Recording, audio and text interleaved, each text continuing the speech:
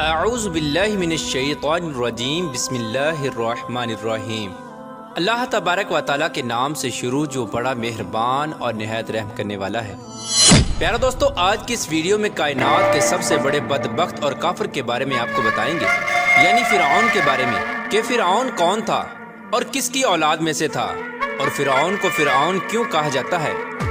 اور فرعون مصر کا بادشاہ بننے سے پہلے کون سا کام کیا کرتا تھا، اور یہ فرعون مصر کا بادشاہ کیسے بنا، اور فرعون نے خدائی کا دعویٰ کرنے کے لیے بنی اسرائیل کے مسلمانوں کو کس طرح جانوروں جیسا جاہل بنا دیا تھا، اور پھر کس طرح فرعون نے خدائی کا جھوٹا دعویٰ کیا اور کس طرح یہ مصر کا جھوٹا خدا بنا۔ پیارے دوستو، ان تمام تر سوالات کے جوابات قرآن و حدیث کی روشنی میں، پیارے دوستو، وہ فرعون جس کا ذکر قرآن پاک میں ملتا ہے، جو حضرت موسیٰ علیہ السلام کے دور میں پایا جانے والا فرعون تھا، اس کا نام ولید بن مصعب یا مصعب بن ریان تھا۔ بعض مورخین نے اس بدبخت کا نام قابوس بھی تحریر کیا ہے۔ پیارے دوستو، فرعون بدبخت کا تعلق قبیلہ قبطیہ سے تھا اور اس کی عمر 400 سال ہوئی۔ پیارے دوستو، اس 400 سال کی عمر میں نہ تو یہ کبھی بیمار ہوا اور نہ ہی کبھی اس کے سر میں درد ہوا اور نہ ہی کوئی دشمن اس پر غالب آیا۔ پیارے دوستو، اس کا چہرہ تانبے کی طرح چمکتا تھا، اسی وجہ سے یہود و نصارہ اس کو قابوس کہا کرتے تھے۔ فرعون بادشاہ بننے سے پہلے محنت مزدوری اور تجارت کیا کرتا تھا۔ ایک دن یہ محنت مزدوری سے تنگ آ کر بازار کی طرف نکلا اور وہاں پر اس کی ملاقات حامان سے ہوئی۔ دیکھتے ہی دیکھتے ان دونوں بدبختوں کی ملاقات دوستی میں بدل گئی۔ چنانچہ اس وقت یہ دونوں ملعون کام کی تلاش کے لیے شہر کی طرف روانہ ہو گئے، اور ان دنوں میں شہر کے اندر خربوزے کی خرید و فروخت کا کام زیادہ تھا۔ اس طرح یہ دونوں بدبخت ایک خربوزے والے کے پاس گئے اور اس سے کام مانگا۔ چنانچہ اس وقت خربوزے والے نے ان دونوں سے کہا کہ میرے خربوزے لے جاؤ اور بازار جا کر بیچ آؤ۔ جب یہ مال تم دونوں فروخت کر لو گے تو میں تم دونوں کو کھانے کے لیے دوں گا۔ اس وقت خربوزے والے کی یہ بات سن کر فرعون نے حامان سے کہا کہ تم یہیں ٹھہرو اور میں یہ خربوزے لے جاتا ہوں اور بازار میں فروخت کر آتا ہوں۔ چنانچہ ایسا ہی کیا گیا۔ فرعون وہ خربوزے لے کر شہر کی طرف چلا گیا اور وہاں جا کر فرعون نے دکانداروں سے خربوزے خریدنے کا کہا۔ اس وقت دکانداروں نے فرعون سے کہا کہ ہم تو سودا ادھار خریدتے ہیں اور بیچنے کے بعد اس کی رقم ادا کرتے ہیں، اور یہاں کا یہی دستور ہے۔ چنانچہ دکانداروں کی یہ بات سن کر فرعون تھوڑی دیر کے لیے خاموش ہو گیا، اور پھر اسی وعدے پر وہ سامان فروخت کر کے واپس چلا آیا، اور واپس آ کر خربوزے کے مالک سے کہا کہ مجھے یہ کام اچھا نہیں لگتا۔ اتنا بول کر فرعون وہاں سے چلا گیا۔ اب فرعون کو کسی اچھے کام کی تلاش تھی جس سے فرعون زیادہ سے زیادہ مال و دولت اور روپیہ پیسہ کما سکے۔ اس کے بعد فرعون بادشاہ مصر کے دربار کے اندر چلا گیا اور اس کی خدمت میں جا کے درخواست پیش کر دی کہ میں بہت دور سے آیا ہوں اور میں بہت غریب ہوں اور مجھے کسی کام کی تلاش ہے اور میں کھانے پینے سے بھی عاجز ہوں۔ برائے مہربانی اپنی سلطنت مصر کے اسی شہر میں بطور فدوی مجھے کوئی کام دے دیا جائے اور اس غلام کو اس جگہ پر مامور فرما کر سرفراز کیا جائے۔ چنانچہ اس وقت فرعون کی یہ بات سن کر مصر کے بادشاہ نے فرعون سے کہا کہ تو کون سا کام چاہتا ہے؟ چنانچہ بادشاہ کی یہ بات سن کر فرعون بولا کہ مجھے مصر کے قبرستان کی دروگی دے دی جائے اور اس کے بدلے میں کچھ رقم فدیے کے طور پر میں شاہی خزانے میں جمع کروایا کروں گا اور باقی رقم اپنے پاس رکھا کروں گا، اور میری اجازت کے بغیر مصر کے اس قبرستان میں کوئی بھی مردہ دفن نہ ہو۔ یہ بات سن کر اس وقت کے بادشاہ مصر نے فرعون کو مصر کے قبرستان کی دروگی دے دی۔ چنانچہ اس طرح مصر کے قبرستان کی دروگی ملتے ہی فرعون بہت خوش ہوا اور خوشی خوشی قبرستان کے دروازے پر جا کر بیٹھ گیا اور انتظار کرنے لگا کہ اب کون آتا ہے جو اپنے مردوں کو دفن کرتا ہے۔ پیارے دوستو، قضائے الہی سے ایسا ہوا کہ اسی سال مصر کے اندر ایک خوفناک وبا پھیل گئی، جس کی وجہ سے مصر کے بہت سارے لوگ مرنا شروع ہو گئے۔ فرعون نے جب یہ دیکھا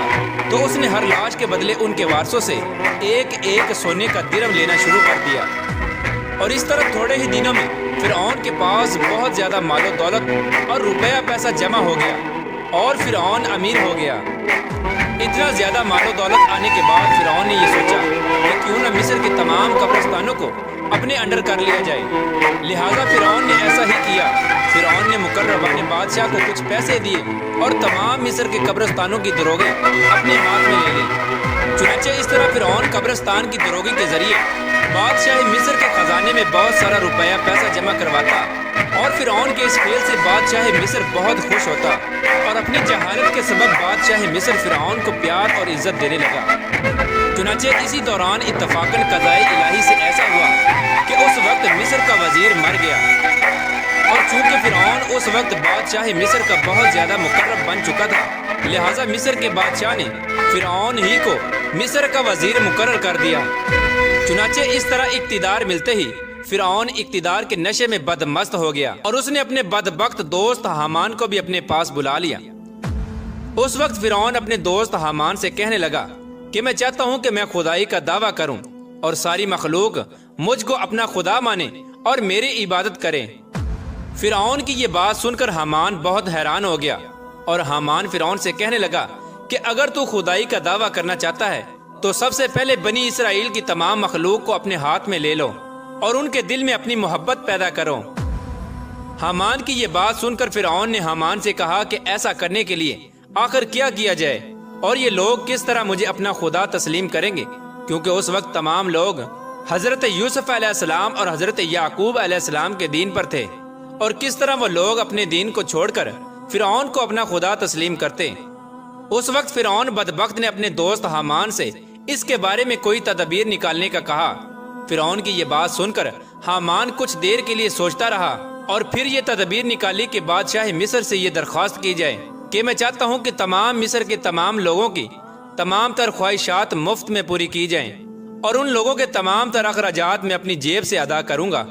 और जो लोग जो चीज़ भी हासिल करना चाहें वो बिल्कुल मुफ्त में हासिल कर सकते हैं। चुनाचे उस वक्त बादशाह मिस्र ने फिरौन की ये बात सुनकर उसकी ये दरख्वास्त कबूल कर ली और 1 साल के लिए तमाम मिस्रियों को ये रियायत फराहम कर दी और फिरौन ने 1 साल में होने वाले तमाम तर अखराजात की रकम हामान के हाथ में बादशाह मिस्र के खजाने में जमा करा दी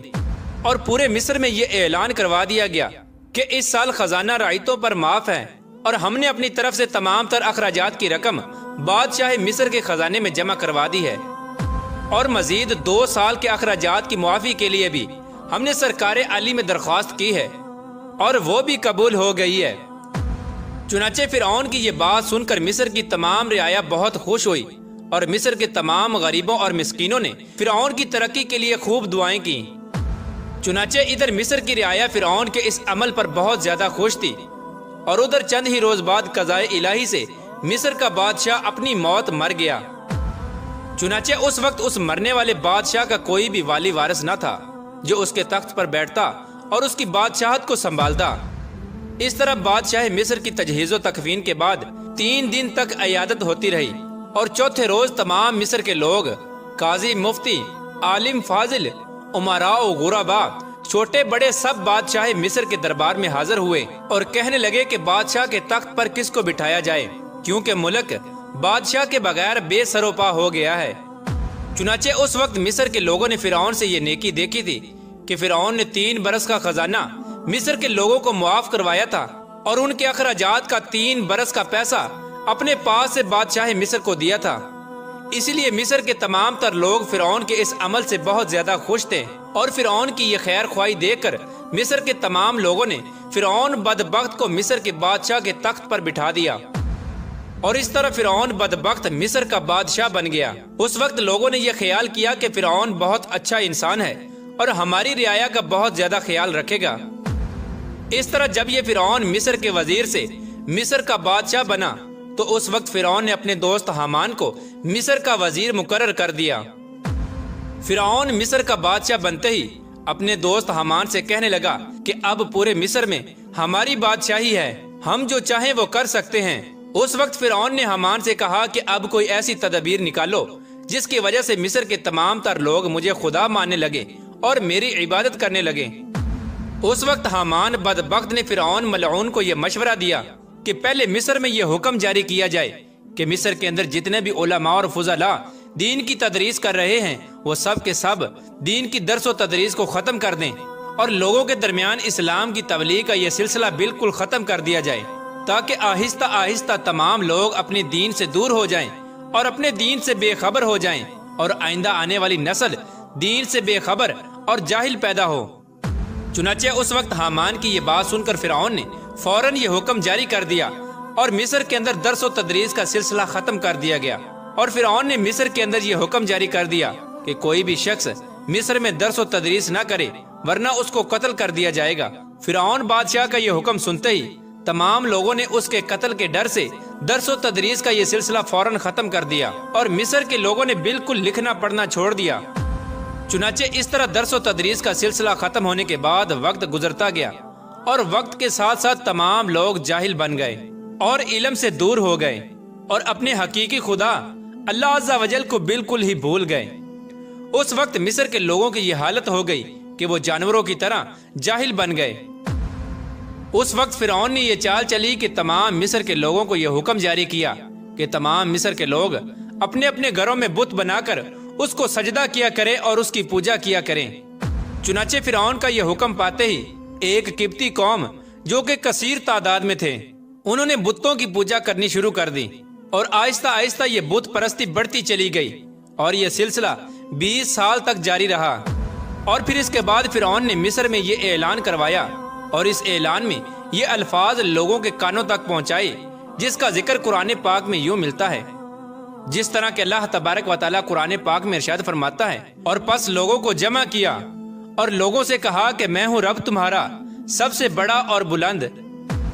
پیارے دوستو، اس طرح کئی سال تک لوگ بتوں کی پوجا کرتے رہے۔ جب لوگ مشرک اور بت پرست بن گئے، اس وقت فرعون نے یہ حکم جاری کیا کہ اپنے گھروں میں موجودہ تمام بتوں کو توڑ دیا جائے اور مجھے خدا مانا جائے اور میری پوجا کی جائے۔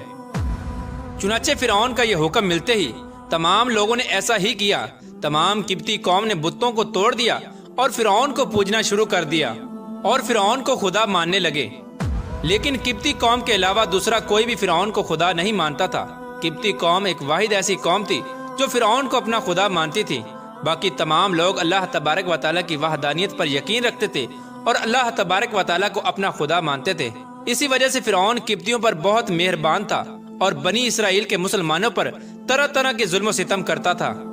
کیونکہ بنی اسرائیل کی قوم حضرت یوسف علیہ السلام کے دین پر تھی۔ اسی وجہ سے فرعون ان کو ذلیل کرتا اور ان سے بھاری بھرکم کام کرواتا۔ اللہ تبارک و تعالیٰ سے دعا ہے کہ اللہ تبارک و تعالیٰ ہمیشہ اپنی عبادت کرنے کی توفیق عطا فرمائے اور ہمیشہ اپنی وحدانیت پر ایمان رکھنے کی توفیق عطا فرمائے اور اس ایمان کی حالت میں ہمیں جینا مرنا نصیب فرمائے۔